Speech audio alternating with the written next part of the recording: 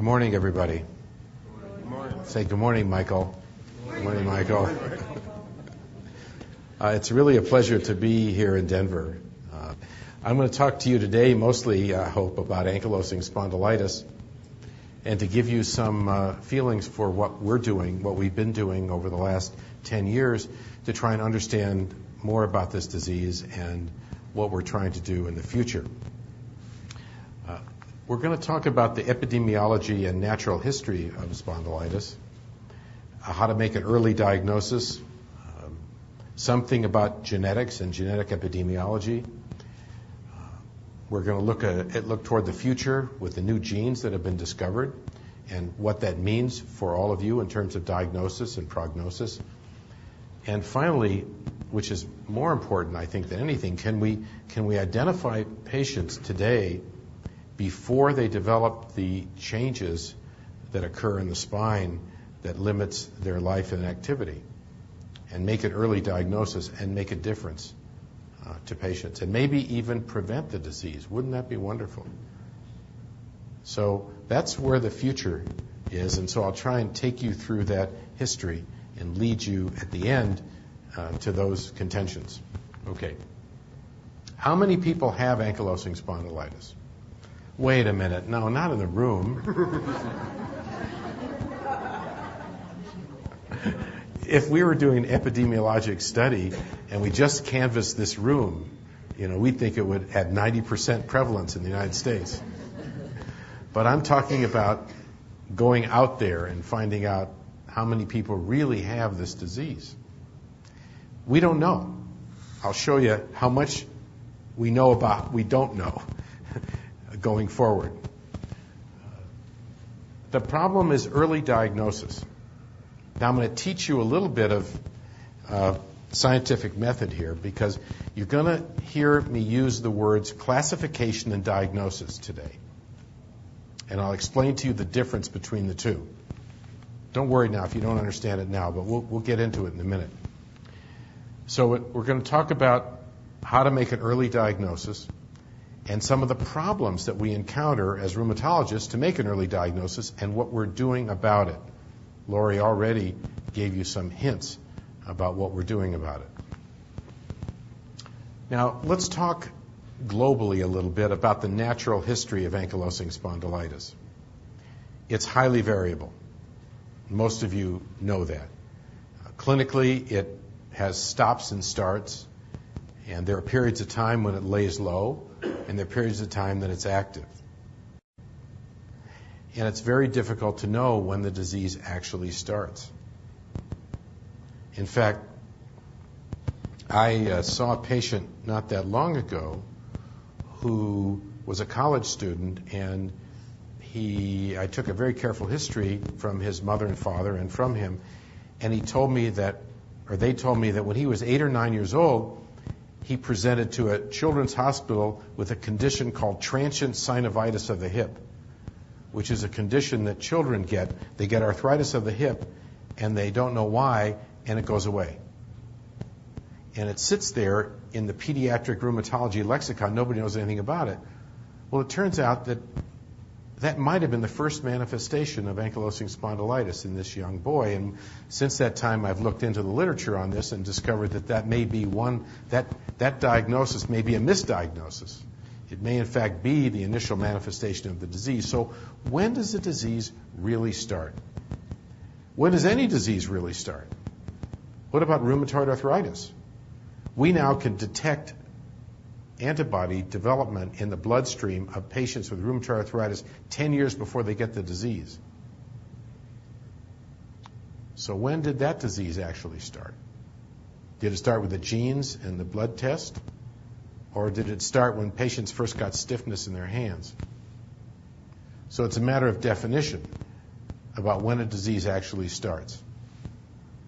Now, we know that ankylosing spondylitis is difficult to diagnose, and all of you probably have been somewhat a victim of this late diagnosis. How many of you in the room had to wait 5 or so years before with back pain before the diagnosis was made? All right. And then some. All right. So that's one of the issues, because back pain is obviously a pretty ubiquitous thing. And it's how do you sort out back pain from spondylitis versus back pain, the one that I have? Okay, how do you do that? Well, we'll talk about how to do that, and that's one of the challenges today. So women and children also have ankylosing spondylitis. It's not just a man's disease. They've caught up, to men, and it's a little different in women than it is in men. And so it's a little bit more difficult to diagnose in women, and we'll talk a little bit about that. Now, here is the so-called New York classification criteria for ankylosing spondylitis.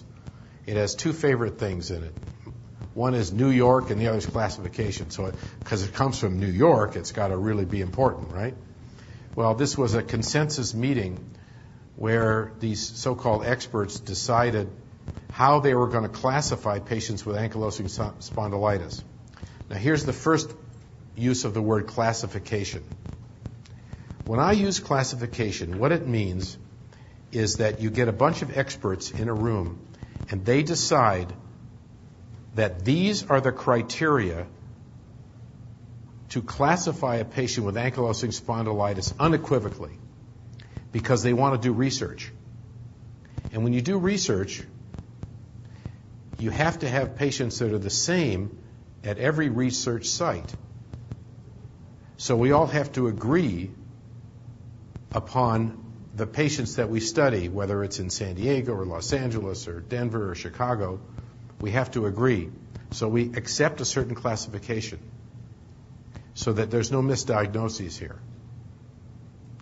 Now, when you classify patients, they have to absolutely have the disease. But that doesn't mean that people who have the disease may not make those criteria when you diagnose them. It may not be severe enough. It may not be fully manifest. It may not have certain changes. So you can diagnose a patient with a problem before they meet classification criteria. Do you all understand this? You got it. Okay. So the classification criteria are not diagnostic criteria. Because if you use classification criteria to diagnose patients, you're going to miss people, a whole lot of them, who have not fully developed the features to be classified as having the disease. This is an extremely important issue because classification criteria have been misused as diagnostic criteria. And the classification criteria that they developed was the presence of unequivocal X-ray changes of the bones of the sacroiliac joints. So the disease had to progress to a certain point that caused damage to the bones to get on the list of being classified. Now, why is this important? Well, I already told you one reason is that it's misused as diagnostic criteria. But the other reason, if you want to do an epidemiologic study in the real world to find out how many people actually have AS, you better not use classification criteria. You all understand that? Because it would only pick up people with late-stage disease or disease that had progressed beyond a certain point, so you'd miss many, many more people that actually have the disease. All right, I beat this horse pretty dead now, just so you to understand what these issues are. So when the 10 years ago, when the first group got together to decide how many people had ankylosing spondylitis and looked at all the studies, they used the classification criteria and they came up with the figure of 0.21% in the population. And they used these X-ray evidence of sacroiliitis as criteria. So we're smart now. We know that this was probably a low estimate of the disease. So this report was a review of badly done published information. There was no data that was present for Hispanics and Asians. They weren't even looked at. Now, you guys don't live in Los Angeles, right? You live here. The majority population in Los Angeles is Hispanic. So you wouldn't want to exclude the majority of patients when you do your epidemiologic study, would you? No. So these studies are old, and they used the wrong criteria, and they didn't even look at populations like the Hispanic population. There's a huge range of B27 positivity in the North American population. So we all know that AS is connected with HLA-B27. All of you know that. And so just simply looking at that, there's a range in the Native American population of between 9 and 36% of HLA-B27. So there's a huge range of disease depending on the ethnic and genetic makeup of a population.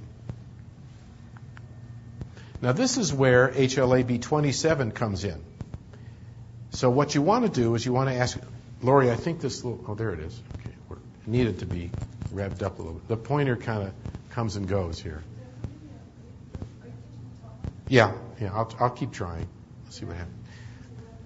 So if you want to find out as an estimate of how many people have ankylosing spondylitis in the world, you look at the HLA-B27 prevalence in the world. And that'll give you a rough idea how many people have ankylosing spondylitis. And that study's been done. That's easy to do. It's a lot easier to do a blood test. It's either positive or negative, B27. Whereas evaluating patients for the disease is more difficult. You can see that in native populations of South America, Africa, and Australia, that is the indigenous population, 0 B27. Now, that doesn't mean that there are no patients with ankylosing spondylitis in Australia. It's that the ones that are there come from Europe. And look at the range here. In Japan, there's no HLA-B27, whereas across the bay here in China, it's 3 to 9%. I gave a talk to the Japanese Ankylosing Spondylitis Association, and there weren't that many people there. That was the thing. In Japan, it's a small group, very small group here. You notice that B27 is much higher than the northernmost way you go in on the globe, which is very important because in Europe, B27 is higher. And there are certain tribes up here, Native American tribes up here, where have a huge incidence of B27. And you'll see here, if you look at the prevalence done in some epidemiologic studies of how many people have ankylosing spondylitis, and you look at Caucasian populations and non-Caucasian populations here. You see, for example, in the United States, there's only been one study done from the Mayo Clinic where the prevalence was 0.13%, where the HLA-B27 positivity in that group was 7 to 9%. But there's certain northern native tribes, like this tribe up here, where the B27 population percentage is very high. And there's one tribe down here called the Haida Indians, where they have 50% of the people have HLA-B27, and so 6% of the population has ankylosing spondylitis. Okay? So there's a direct correlation between these two. Now, when we try and estimate the prevalence today in the United States of ankylosing spondylitis, a working group was assembled 10 years after the original working group. And this, you can't see this slide very well, but I took the slide directly from the paper. And you see arthritis here. Overall,